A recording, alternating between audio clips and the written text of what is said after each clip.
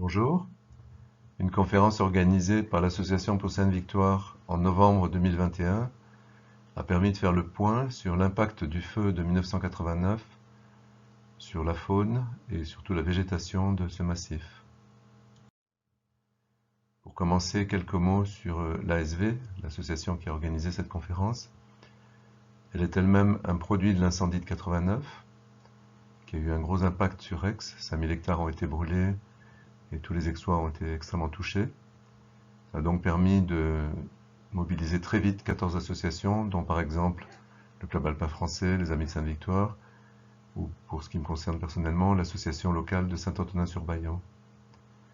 Elle-même avait été créée 10 ans plus tôt, non sans mal, pour préserver un site unique menacé par le mitage. Le rôle actuel de l'association Sainte-Victoire, en deux mots, au-delà de la restauration du massif qui a été, comme on le verra, plutôt assurée par la nature, ça a été de continuer à représenter la société civile auprès des autorités, d'être un petit peu des gardiens du site, des veilleurs qui assurent une vigilance sur tout ce qui peut endommager éventuellement ce site, et d'être aussi une sorte de médiateur sur des sujets comme l'escalade ou les manifestations auprès des différentes autorités.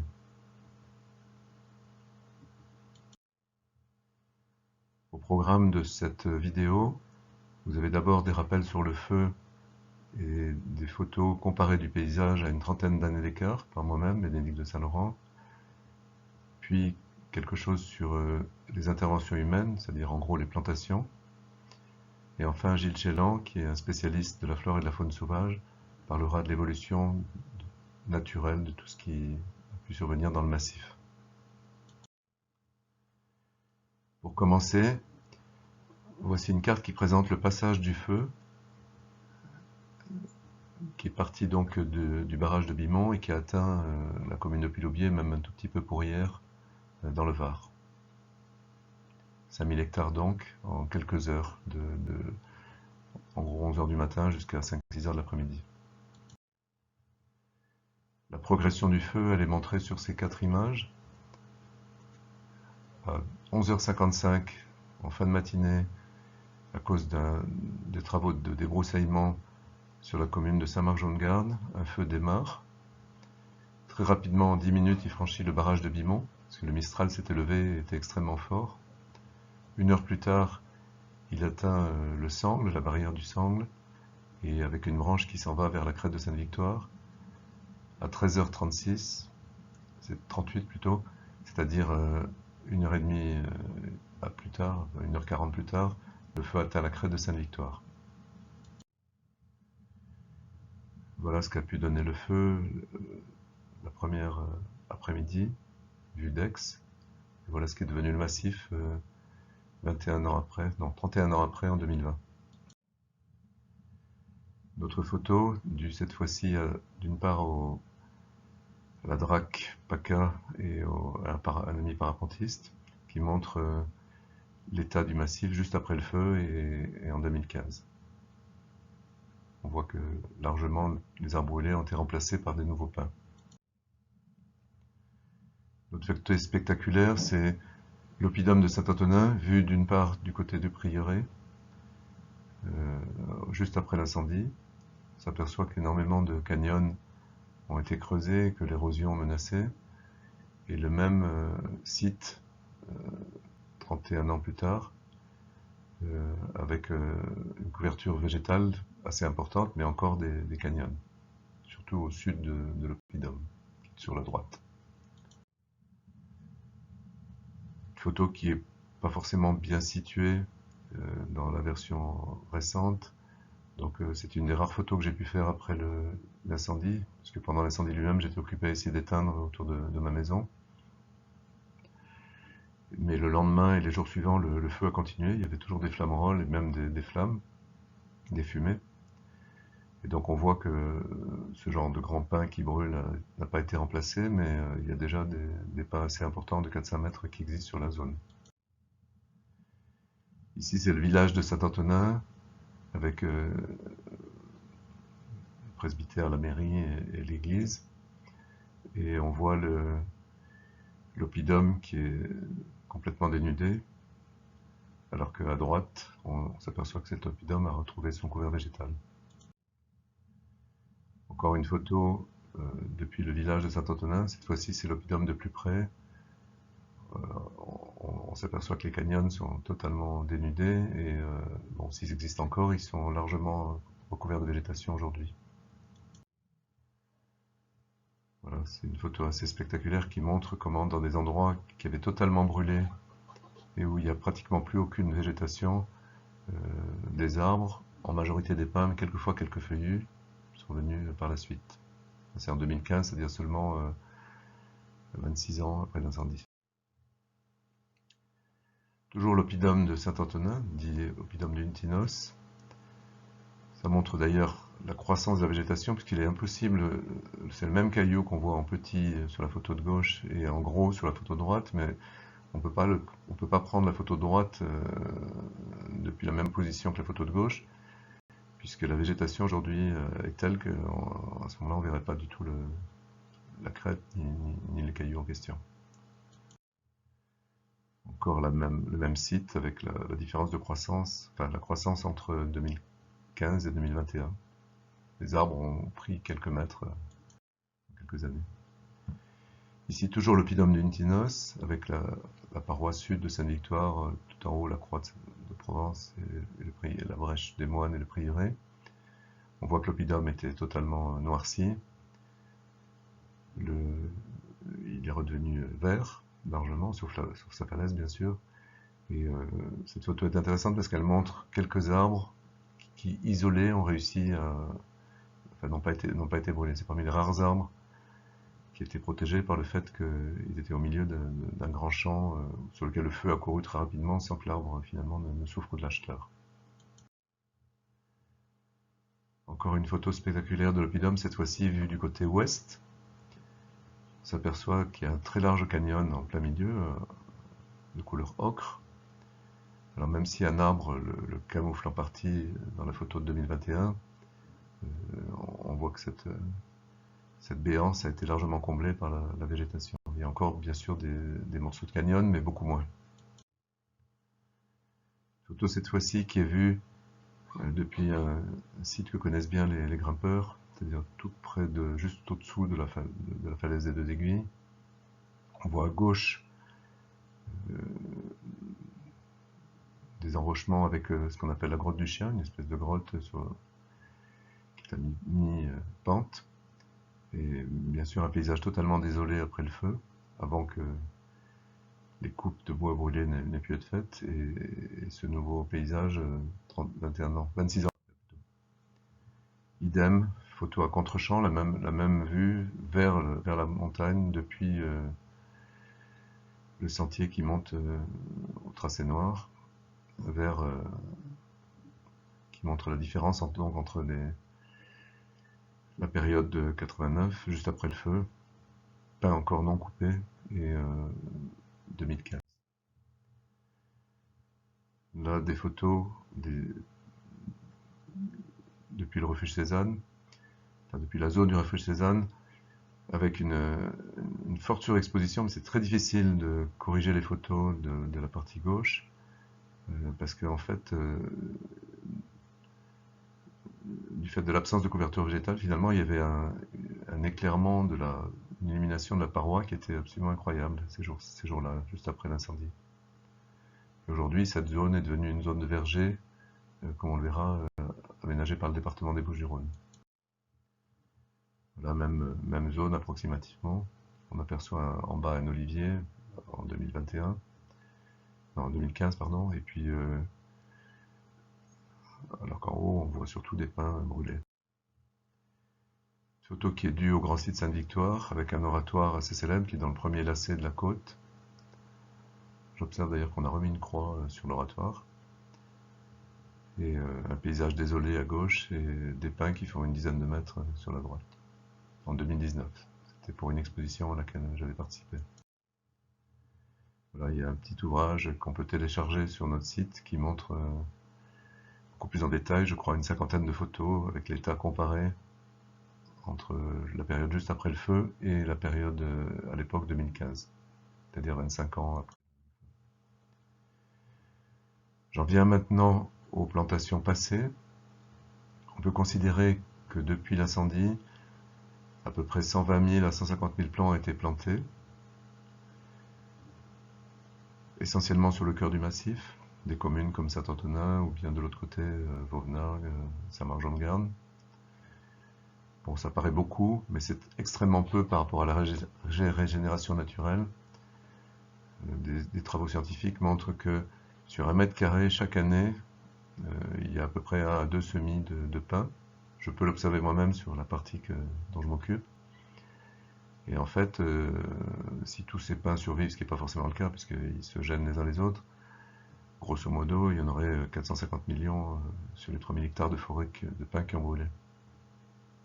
Et il n'y a pas que les pins, donc il y a en fait un couvert végétal assez énorme qui s'est développé naturellement. Ce qui fait que l'intervention humaine ne représente que 1 pour 1000 ou même pas de la végétation qu'on peut observer aujourd'hui.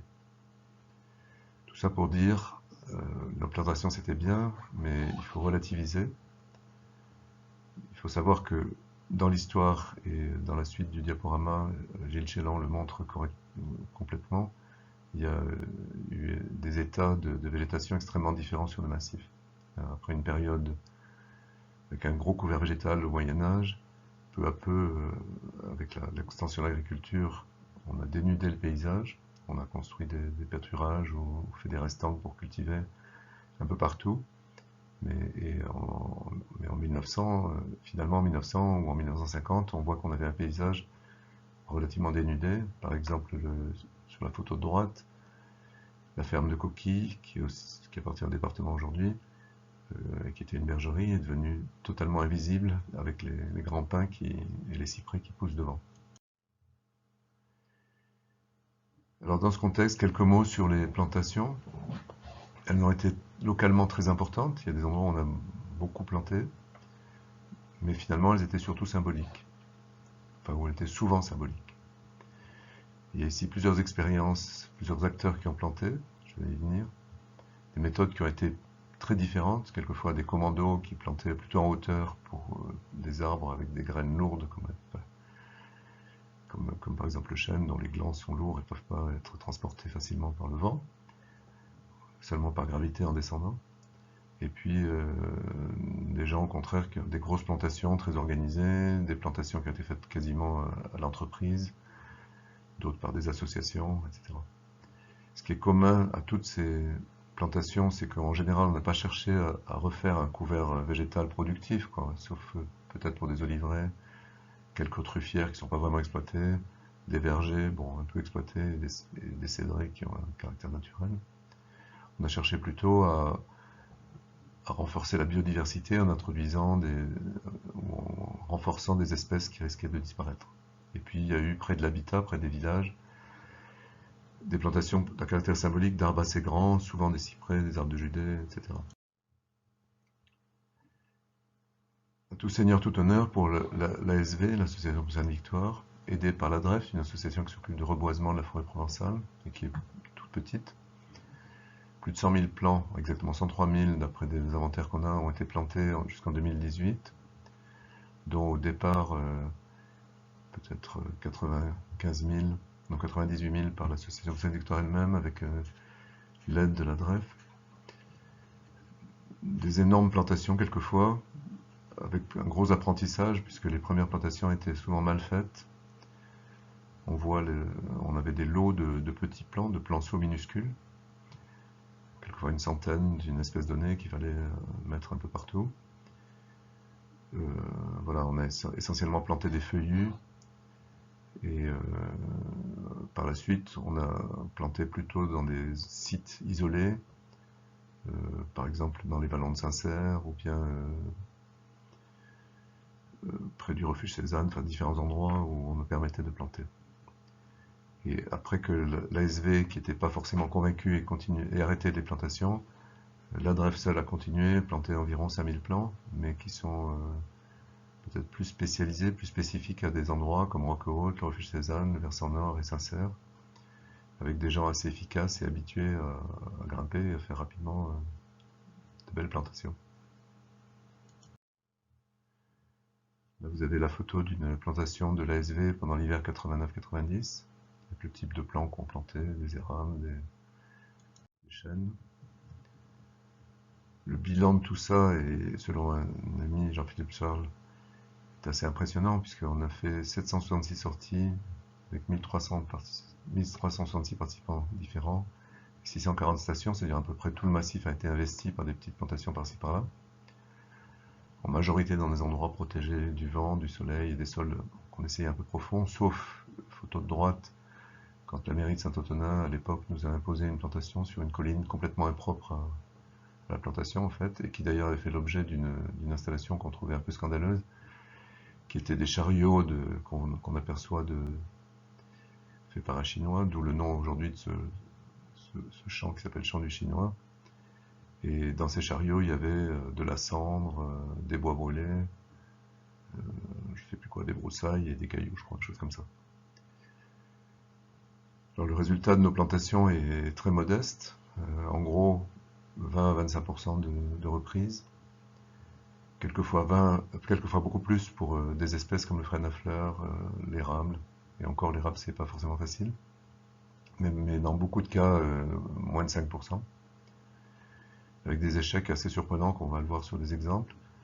Et par contre, des choses positives comme le fait d'avoir à la main, parce que là c'est difficile de faire industriellement, la construction un peu partout sur le massif de fascines, c'est-à-dire de ces espèces de terrasses suivant les courbes de niveau, avec les bois brûlés et les branchages qui retiennent un petit peu la terre.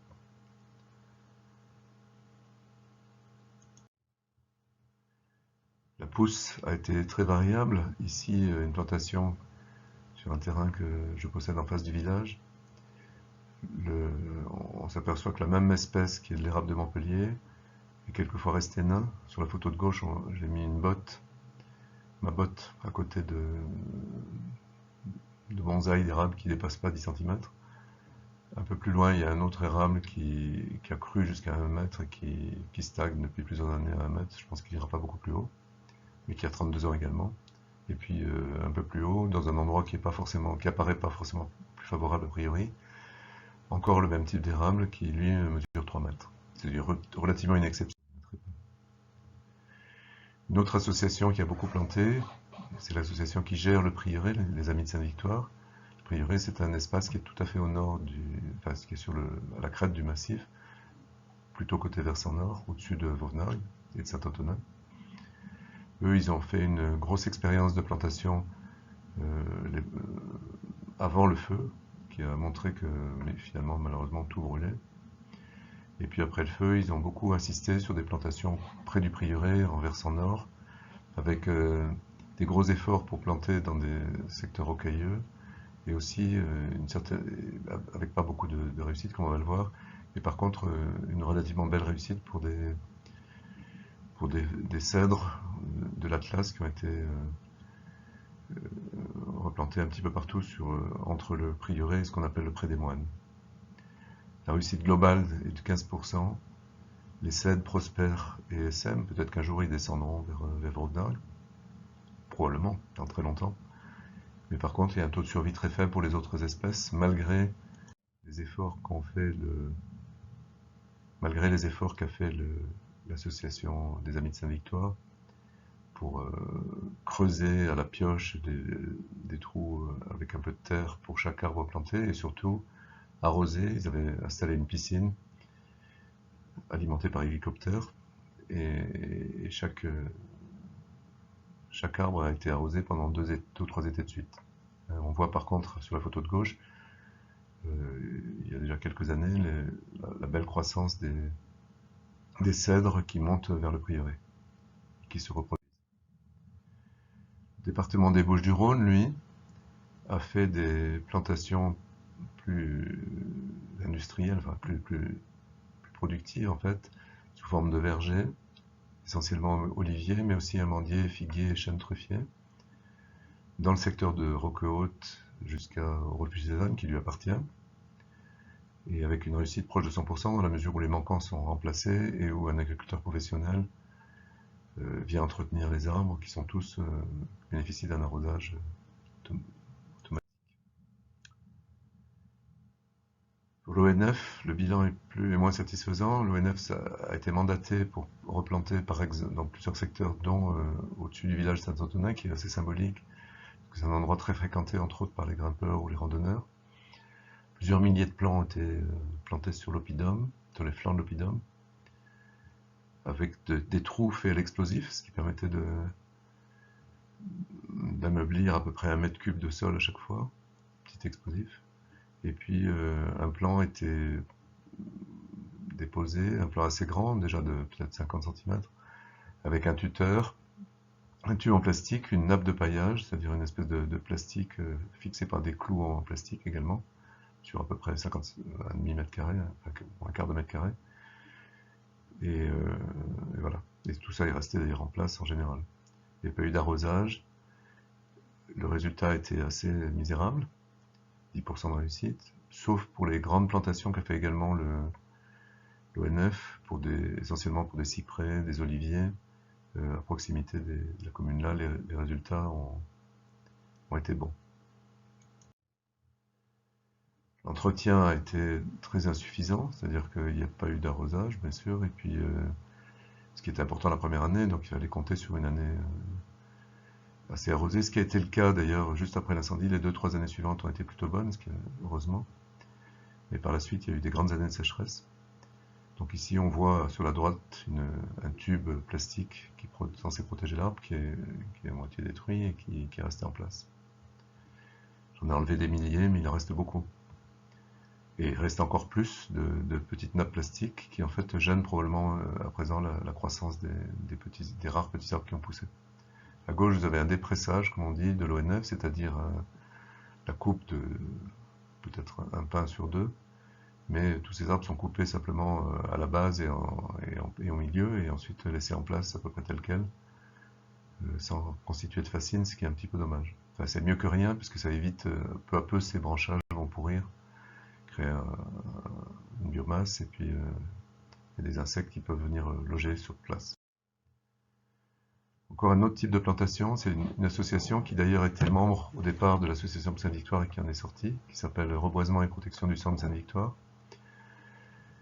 Aujourd'hui, elle s'intéresse davantage finalement à d'autres espaces que Sainte-Victoire, Saint-Cana, Lambesc, à l'ouest d'Aix. Mais au départ, elle a pas mal planté à Saint-Cère, à Puy-l'Aubier sur les terres de la Légion étrangère.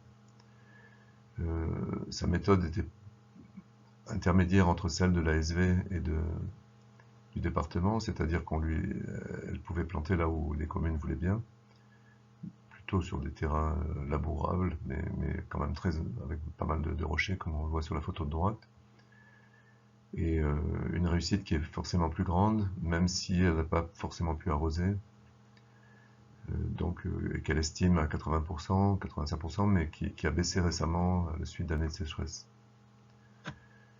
Cette association a fait faire un bilan par l'IRCA de ses plantations en 1999 sur les frênes qui n'est pas très positive en fait, qui montre que au-delà d'une certaine croissance, ces frênes ont tendance à végéter, n'arrivent plus à constituer véritablement une forêt. Il faut dire que les sols ne sont pas forcément très bons. Enfin, exemple d'un privé de Saint-Antonin qui est moi-même. Donc avec mes enfants, j'avais planté à peu près 2000 plants sur les flancs sud de l'oppidum de Saint-Antonin, plutôt des feuillus, enfin pratiquement que des feuillus, plus des oliviers à partir de rejets d'oliviers, ce qu'on appelle les isclans.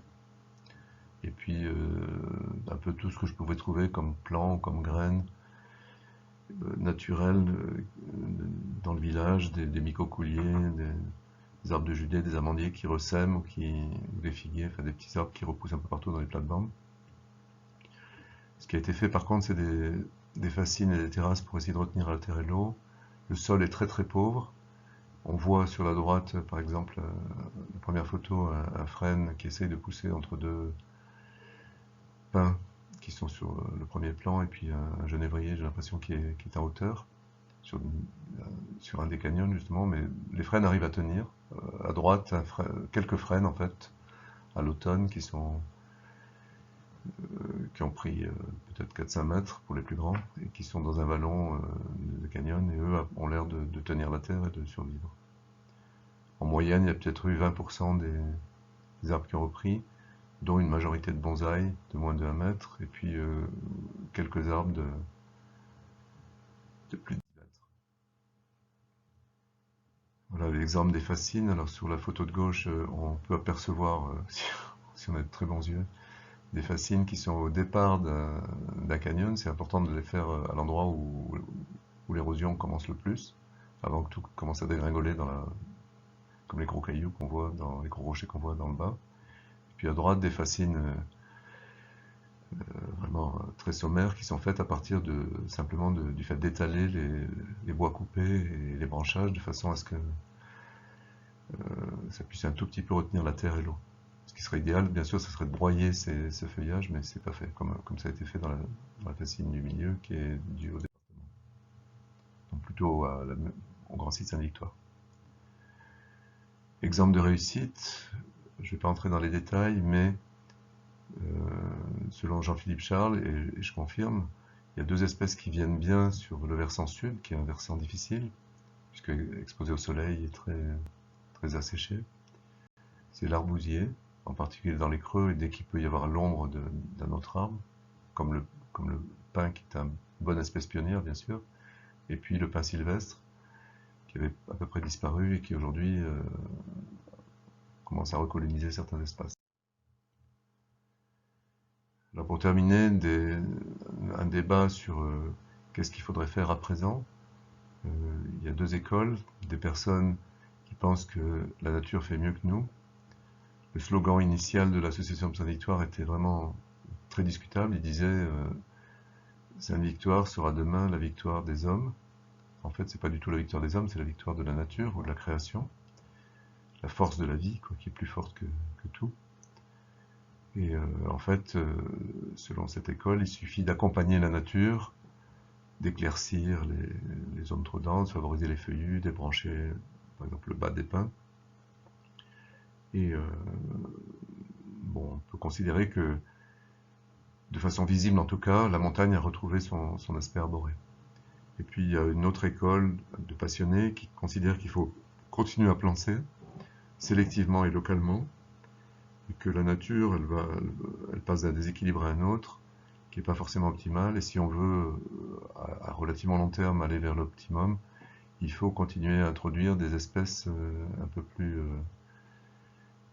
favorables et un peu plus diversifiées que le seul pin d'Alep, pour éviter de l'érosion, éviter de nouveaux incendies, et pour enrichir en fait la biodiversité. Bon, et à l'appui de cette thèse, ces planteurs considèrent que si les forestiers n'avaient pas planté des cèdres, quelquefois en étant découragés au bout de 40 ans dans le Luberon ou dans le Ventoux, mais en voyant les dividendes de leur travail 50 ou 60 ans plus tard, eh ben les forêts du Luberon ou du Ventoux n'existeraient pas.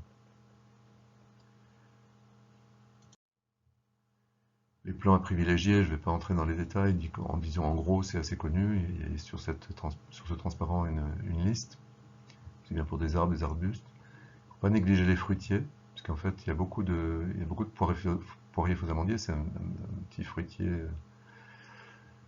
sauvage ou quasi sauvage qui existe beaucoup dans le massif, mais aussi le prunelier, le pistachier, les pruniers par exemple donnent des bons résultats. Bon, et puis aussi toutes les espèces mellifères.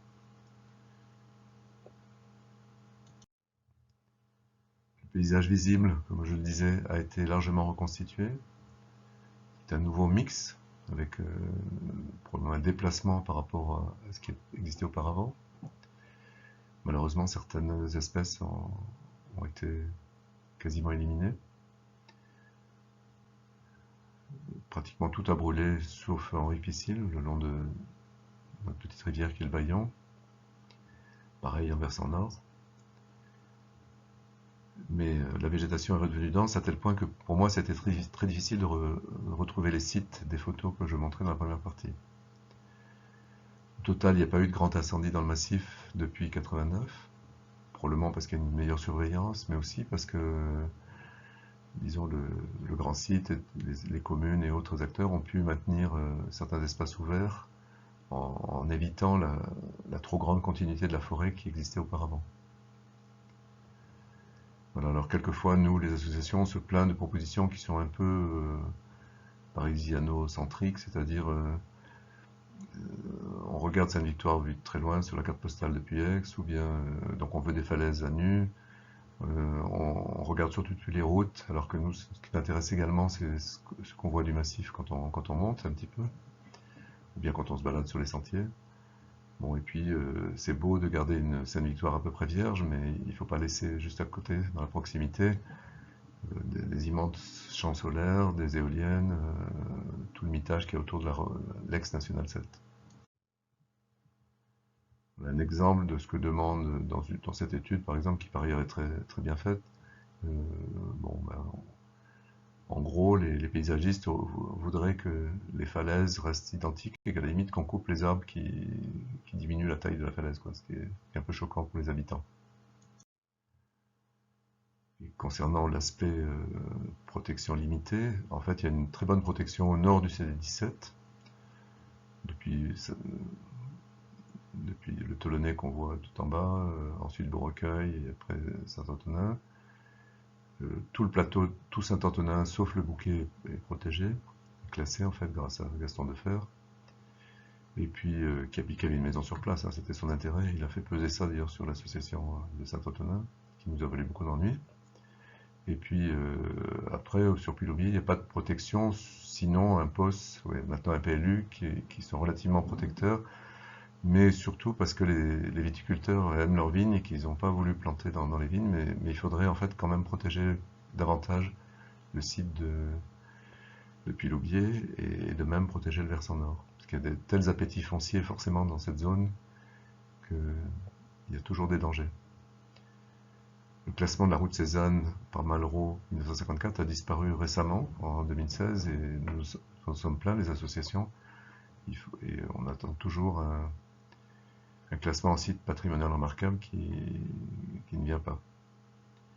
Et enfin, on pense que le classement, enfin disons le label de grand site de France qui a été donné au grand site Sainte-Victoire, enfin Concorde Sainte-Victoire aujourd'hui, est insuffisant. C'est un label qui est respectable mais qui est fragile. Il est à renouveler tous les 6 ans et pratiquement il ne donne pas de moyens contraignants à l'autorité du grand site pour s'imposer vis-à-vis des communes. Donc c'est un petit peu c'est très limitant. Et enfin, les associations ont réclamé dès 1990 d'intégrer la Sainte-Baume, puisqu'il y a un ensemble global qui est intéressant de part et d'autre de l'autoroute A8. C'est bien dommage que ça n'ait pas été fait du côté de la Sainte-Baume, parce que le mitage a été extrêmement poursuivi vers Saint-Zacharie, Nance-les-Pins, enfin des endroits qui sont aujourd'hui très abîmés. Là, je vais présenter, en essayant de respecter à peu près ce qui a été dit, la partie présentée par Gilles Chélan. Il est parti de diapositives, enfin de photos qui ont été prises au Cap Lardier en 2017 pour montrer l'importance de la température, 600-800 degrés après un incendie, quelquefois 1000 degrés. Donc ici, il montre ce que c'est qu'un sol, avec une roche-mère, le sol proprement dit, les plantes et les animaux. Tout ça constitue avec les déchets de plantes et d'animaux le sol lui-même, une espèce de litière qui enrichit le sol, et puis tout un tas de micro-organismes, de champignons, de tout ce qu'on veut, qui poussent et qui vivent dans ce sol, qui disparaissent quand la température dépasse 125 degrés. Cependant, selon Gilles Chélan, quelques centimètres sous terre suffisent pour protéger les petits animaux des flammes. Par exemple, à gauche, des œufs de couleuvre 1 mois et demi après l'incendie du Cap Lardier. Et puis à droite, un nid de fourmis moissonneuses 1 mois après l'incendie. Donc les larves ont été protégées. Les grandes espèces, par contre, qui n'ont pas trouvé refuge, à gauche, un sanglier, un cadavre d'un sanglier. À droite, une tortue de Henneman. Elle meurt à cause de l'incendie, même si les tortues se déplacent une certaine vitesse, parce que c'est pas assez vite pour échapper, ce n'est pas assez vite pour échapper à l'incendie. Heureusement, il y a quelquefois pendant les incendies des zones non incendiées parce que le feu passe à des vitesses variables, il y a des tourbillons, etc. Il y a des zones qui peuvent être épargnées. Ça peut servir de refuge pour une petite faune peu mobile. Après le feu, les plantes repoussent selon différentes stratégies. Par exemple, directement à partir du sol. Ici, pour du chêne-liège, dont l'écorce protège la partie vivante du bois, il y a directement des repousses au niveau des branches ou au niveau du sol. Pour le chêne pubescent, c'est des rejets qui sont au niveau du sol. On s'aperçoit que les graines de cystes enfouies dans le sol gardent leur pouvoir de germination très longtemps, une quinzaine d'années. Là, vous avez deux types de cystes, ce qui est rare, parce qu'il y en a un qui est plutôt en milieu calcaire à gauche, et le cyste blanc, il est plutôt en milieu acide. Il y a même des arbres, enfin des plantes plutôt, comme l'argéras, la jonc de Provence, dont la germination des graines est favorisée par les hautes températures pendant un temps assez court. Et enfin, pour le pin, par exemple, le pin maritime, non seulement les graines sont favorisées par le choc thermique, l'éclosion des graines est favorisée par le choc thermique, mais les petits arbres qui sont issus de cette germination après choc thermique deviennent matures beaucoup plus tôt que les autres. Donc ils peuvent à nouveau se reproduire, etc. Il y a une sorte d'évolution naturelle qui est extraordinaire. Alors voilà, sur cette diapositive présentée par Gilles Chélan, les durées approximatives de reconstitution des différents types de végétation. Pour les formations herbacées, tout ce qui est herbe, prairies, etc., 5 ans au moins. Déjà, quelquefois au bout de 2 ans, quand il a plu, il y a un paysage qui est complètement reverdi. Une dizaine d'années pour ce qui est kermès, ajonc, romarin et toutes les formations buissonnantes. Donc, chez le kermès, on disait 5-6 ans, voilà. Pour les formations forestières, une quinzaine d'années, une vingtaine d'années pour le pin d'Alep, 20 ans pour le pin maritime, 40 ans pour le chêne vert, et 6 à 10 ans seulement pour le chêne-liège. Il y a une beaucoup plus forte résilience. Les semences des arbres forestiers sont dispersées par les animaux. On voit en haut un pigeon, une citelle et je crois un piquet-pêche. En bas, une souris, un écureuil et un sanglier. À travers leur déjection, les graines qui cachent et puis dont ils oublient la cachette, à travers ce qui est pas consommé, forcément ce qui n'est pas avalé dans leur bouche, mais qui est rejeté tel quel. Ce qui tombe aussi en vol, etc. Il y a un certain nombre il y a une dispersion qui se produit des graines. Pour revenir au feu, une grosse part des feux, près de 40%, est due à la malveillance, une autre part importante à la foudre, 8%, ça fait au total pas loin de 50%, 47%. Donc il reste 50 autres pourcents qui sont des causes humaines, diverses et variées, dont en particulier les travaux forestiers, agricoles ou des particuliers, et puis les véhicules, accidents et autres. Il ne faut pas croire que les feux de forêt soient un phénomène de l'époque contemporaine. En fait, ils existent depuis très très longtemps. Ici, Gilles Chélan a présenté un diagramme qui montre la densité en charbon de bois depuis il y a 12 000 ans, 10 000 ans, 8 000 ans, etc. On s'aperçoit que en fait, il y a une décroissance plutôt au début. Bon, il y avait des causes naturelles qui étaient les incendies avant même que l'homme apprivoise le feu dans les années peut-être 80, 100 000 avant nous. on voit qu'il y a une grosse croissance vers 5-6 000 ans, qui est liée en fait au développement de l'agriculture dans nos régions. L'agriculture a été inventée il y a peut-être 7000 ans, mais elle est venue, ou 7000 ans avant Jésus-Christ, elle est venue dans nos régions avec un petit retard. Et puis ensuite, on s'aperçoit que finalement, il y a à peu près autant d'incendies dans les différentes périodes, avec des grosses variations, bien sûr. Dès le néolithique, les incendies ont transformé beaucoup le paysage, faisant passer, comme le montre ce transparent, la forêt de chêne à feuilles caduques, ce qu'on voit à gauche, à une garrigue dominée par le pin d'Alep, le chêne vert, mais aussi tous les buissons kermès ou genévriers, végétation plus petite.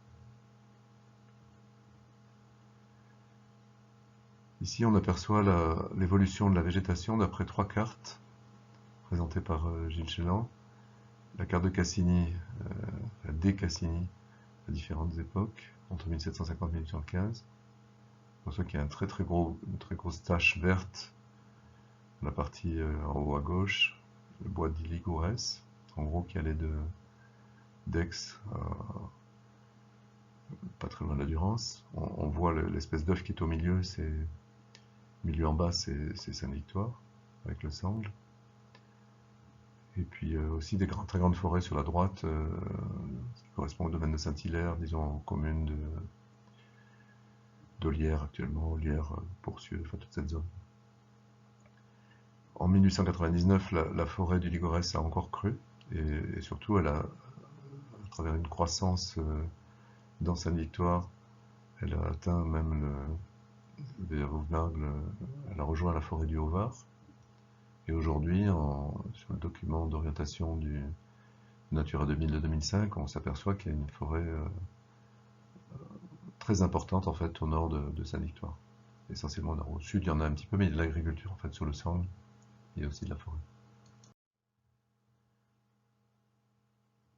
Des cartes postales datant des années 1900 à peu près, et puis des photos plus récentes montrent l'évolution du paysage, hein, ce que tout le monde sait, c'est-à-dire que un paysage très agricole avec des terrasses, comme en haut autour du château de Auvenargues, près du village du château de Auvenargues, et puis en bas autour de Puy-l'Aubier.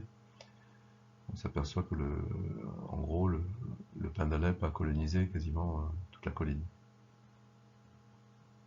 Pin d'Alep et autres végétations. Quelque chose qui est important pour la faune maintenant, c'est donc d'une part la décroissance du nombre de chasseurs et l'évolution permanente, enfin la croissance quasi permanente des tableaux de chasse, c'est-à-dire des prises de chevreuils et de sangliers sur la période 73-2017. Un certain plafonnement pour le chevreuil qui est soumis à bague, enfin je sais pas comment on appelle ça, un bracelet. Et puis disons un tableau qui continue d'augmenter pour le sanglier, qui est une espèce qui se reproduit finalement très vite et qui n'a pas énormément de prédateurs, même avec le loup récent. Et donc tout ça, la présence en particulier du chevreuil qui était faible dans nos régions, qui aujourd'hui domine quasiment, change forcément l'écosystème. Également un retour des grands prédateurs, ici on aperçoit un loup. Il y aurait entre 500 et 700 loups à peu près en France en 2020, venus d'Italie pour l'essentiel. On voit sur la carte à droite les implantations des meutes, avec 2 meutes sur Sainte-Victoire, une au nord, une au sud. Chaque fois peut-être entre 5 et 8 animaux maximum. Et un territoire de chasse qui est de l'ordre de 10 000 hectares par meute, ce qui rend logique, en fait, il y a des cellules qui sont constituées dans toute la région PACA, et avec un territoire de chasse bien déterminé pour chacune des meutes. En plus du loup, des différentes espèces de grands ongulés sont apparues, soit spontanément, comme par exemple le chamois ou le chevreuil, et d'autres qui sont probablement sortis d'enclos, comme le daim, les deux mouflons, mouflon de Corse et mouflon à manchette, avec des populations qui sont assez variables, peut-être 80 chamois, beaucoup de chevreuils, on ne connaît pas le nombre, et puis peut-être peut-être 50, 60, il y a 2-3 troupeaux de mouflons à manchette. Ce qui est intéressant, c'est que c'est des troupeaux assez importants, d'une vingtaine d'individus à chaque fois, alors que d'habitude ils sont plutôt une dizaine. Mais là, il semblerait qu'ils adoptent un comportement où ils se regroupent, peut-être à cause de la présence du loup. Ceci étant, le loup ne prélève, d'après Gilles Chélan, que 10% de ce qui peut être tué, par exemple en termes de sanglier, contre 90% aux chasseurs.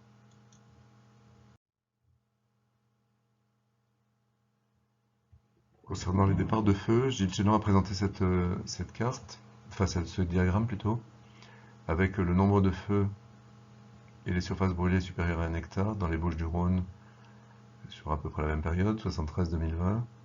On s'aperçoit que le nombre de feux diminue. Les surfaces brûlées également, il y a eu la pointe de 89 avec le très grand incendie de Sainte-Victoire. Et 5000 hectares, mais on voit que cette année-là, il a brûlé 12 000 hectares. 14 000 hectares même. Et depuis, on a une tendance, sauf en 2016, à une baisse de ces incendies. Et enfin, plusieurs scénarios ont été établis pour savoir qu'est-ce qui va se passer en termes de température estivale à cause du changement climatique. On s'aperçoit que si on fait rien, c'est-à-dire pas très loin du scénario actuel sur la droite, en gros les périodes de canicule lourdes toucheraient pratiquement toute la région en 2085. Donc ça créerait une situation qui serait vraiment difficile à gérer. Dans le scénario moyen, qui est au milieu, on s'aperçoit qu'il y aurait aussi beaucoup de canicules dans le Haut-Var, et puis surtout dans le delta du Rhône et autour de l'étang de mer. Grosso modo, toute la partie gare, arrondissement d'Arles, et un petit peu le Val de Durance. Et enfin, bon, bien sûr, dans le scénario actuel, ces périodes de canicule sont déjà mal vécues, mais elles sont très faibles par rapport à ce qui risque de se passer. Voilà, cette présentation est terminée. Donne rendez-vous sur le blog sainte-victoire.blogspot.fr, www.sainte-victoire, enfin plutôt http sainte-victoire.blogspot.fr, pour avoir davantage d'informations sur l'actualité du massif. Merci pour votre patience et à bientôt.